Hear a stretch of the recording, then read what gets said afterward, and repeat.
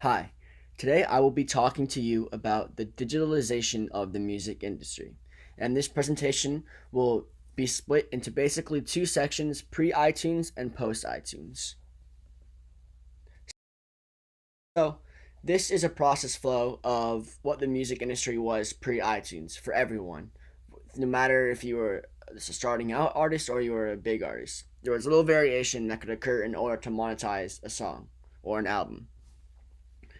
It is important to highlight that everything went through the record label, right? So it would look like this: the artist would record their song, bring it to the producer. The producer would then bring it to the record label, where the record label performed publishing, physically manufacturing the vinyl or the CD, marketing, booking live performances, copyright claims, and the distribution to stores. So, it being the focal point of the process, it was and still is inevitably the slowest point of the supply chain, therefore creating a bottleneck, and it was especially apparent when this distribution was purely in the physical means. So, the 90s. So, in the 90s, this thing called the internet really started to take off. And this was the introduction to e commerce, and it provided greater purchasing reach to consumers than ever before. However, with the internet, you know that innovation is close behind, and a service called Napster was created. Now, Napster was a peer to peer service where people could essentially send each other a large amount of data files, data being music, easily, fast, and free. Now, this was illegal, but shook the music industry world and the supply chain because labels had been slow to adopt to the ever more digitally focused world. And this showed consumers that a physical manufacturer and a physical store were no longer a necessity to get music. So, how does the industry respond? iTunes and the iPod. In early 2001, the iTunes and the iPad were created, and this allowed for the legally MP3 formatted files to be played digitally on the computer, right? So, the reason this changed the supply chain for the music industry was for two main reasons. To work with a manufacturer to produce a hard copy and distribute was no longer needed from the record label and the artist side, as well as this created a new stop along the process flow known as the content creator, right? So, or an aggregator, a content creator or an aggregator.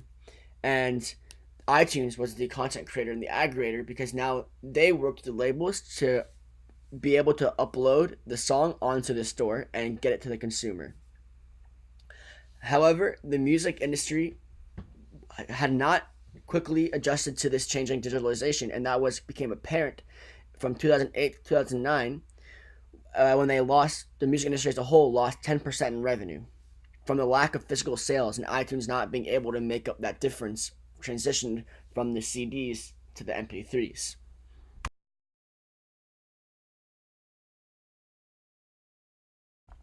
So, performing a market segmentation analysis on the supply chain, right, there's three main things that needed to be answered: the customer needs, the supply chain network, and the select metric targets.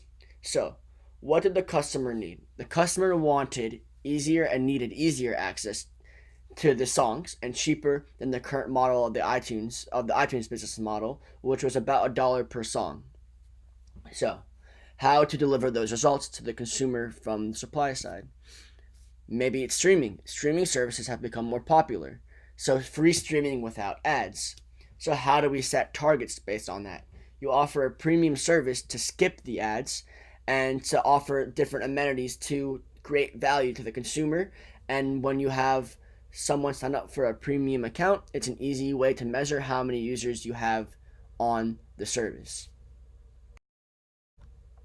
So, this is the introduction of the streaming services, right? So, the big ones are Spotify, YouTube, Apple Music, and SoundCloud. So, I'll be focusing more on Spotify. And these streaming services really kind of forced the digitalization of the supply chain and for the music industry to adapt. So, since Spotify's entrance to the US market in 2011, it has grown from 1.5 million users to 70 million users in 2017. So how is this streaming service disrupted the supply chain? Spotify and other streaming services have created value beyond just the music. The streaming services intertwine effortlessly with social media, integrating it into the digital world. People are no longer just consuming the song, they are consuming their playlists, their recommendations, their customizable interfaces. And so the flow of good is no longer just the music, but it's a network of media, right? So this is what a process flow could look like today from an artist who chooses to not sign with the record label because of the digitalization. It is easier than ever to do things on your own without the help of a major label to help with distribution and marketing. So as you can see, the producer, the engineers, the record label, the physical manufacturers, those are all not needed in this model, right? All you need is the aggregator, and the aggregator can make sure that everything goes to the consumer through these online streaming services. However, if we look at the process flow today of a major artist that signs with a major label, it looks like there's more stuff added, and there are a little more stuff added, a little more steps to the process flow. However, it's important to note that before you didn't have the internet, you would have to mail, you'd have to drive to these labels, to these publishers, right? Now you can use MP3 formats and you can do everything online. So, and the record label is no longer the focal point. It's more on the aggregator to get the song from the artist to online for the consumer to stream or to download and do with it what they want. So it is a much faster process with a much slower bottleneck from the record label. So, what are some issues that have arisen with the digitalization of the supply chain? So, even with the emergence of streaming, it still doesn't match the physical album sales of the past. And this can be due to a few things. There's product leakage, right? People sharing accounts. Just like you used to burn CDs when you were kids to give to friends, that's kind of the same idea here. As well as there is technology that allows for a person to record a song that's streaming and save that file as an MP3 file with no product loss in quality. So, this is a problem for everyone except for the consumers. The consumers really in this age are the ones that are making it out all right.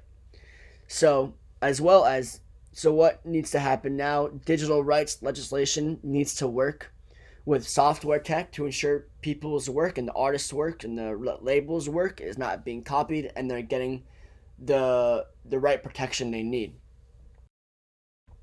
So, some concluding thoughts I have on the topic is that streaming services are still very much a new technology and a new way of distributing music from the supplier to the consumer, and they have just begun to pick up steam in the last couple of years, right? And labels have been notoriously slow to adopt digitalization and this new distribution method. However, it is important to note that streaming services positively affect concert attendance, that positively correlate with concert attendance. So maybe new way of looking at it is that the suppliers need to look and focus more time into touring and merchandising at those tours with shirts or whatever merchandise they have. And streaming services need to evaluate how to minimize the consumer's time off of the streaming service by integrating them into a home environment or the on the go environment, much like Netflix has been integrating more into TVs and the Roku, right? So it maximizes the time the user is with that service. But in general, the potential for market penetration is high, and technological advances are making sure that the adoption of computers, smartphones, and cars are more widespread around the world. And I believe that an interactive streaming sites have a place in the future, and leaders need to build from the ground up, starting with the legal and the technological infrastructure to address the product leakage and a fair way to distribute the monetary value from artists and labels from the consumers. All right, thank you.